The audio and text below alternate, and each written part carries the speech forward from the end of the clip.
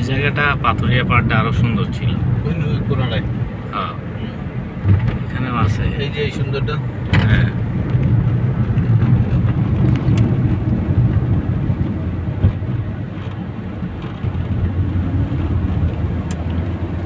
ফোনে আজকে চার্জ নেই, ফেল করলাম, খুব টেনশনে আছি যে সাইডে যাওয়ার পরে ফোন বন্ধ হয়ে যাক, সমস্যা নাই, তখন চার্জ দিয়ে নিতে পারবো। ফোন বন্ধ হয়ে গেলে মনে করেন সাইডই খুঁজে পাবো। আর এদিকে কিরম অনেক গাছপালা। হ্যাঁ, 6 কিলো মাদারীপুর। এরকমই, হ্যাঁ।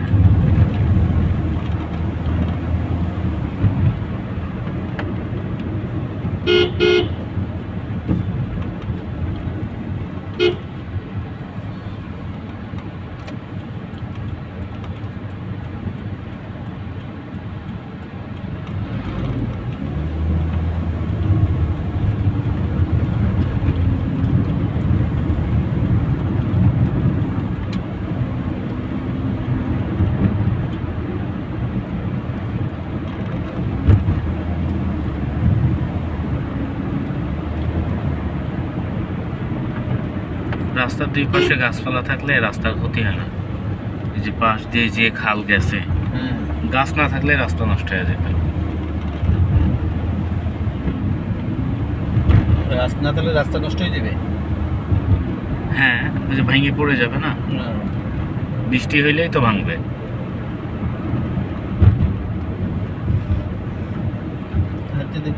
সব এলাকায় বড় বড় গাছগুলো কাটিয়ে লাগতে আসছে। আপনার এলাকায় হয়তো, আমাদের ওইদিকেও ওই যে উল্লাপাড়া থেকে ঢুকে নিয়ে ওইদিকে কিছু গাছ ছিল অনেক পুরাতন, দুই পাশের গাছ। এগুলো ওনারা বলে যে সরকারের কাছ থেকে লিজ নিছে, নিয়ে ইয়ে করছে আর কি, কাটতেছে। ওরা দেখা গেলো যে 50 বছর 60 বছরের জন্য চুক্তি নেয়। সাহস আছে। মাদারীপুর এলাকার তো লোক তো সাহস বেশি। মাদারীপুর নদী, শরীয়তপুর, কুরগাটা, তারপর হচ্ছে ডামুরিয়া। এখানেও গাছপালা সুন্দর আছে, তাই না?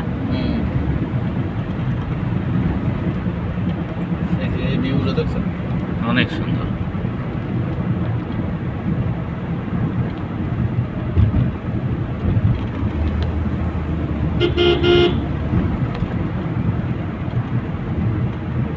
এই কোনার ভিউগুলো দেখছেন, এই দেখছেন।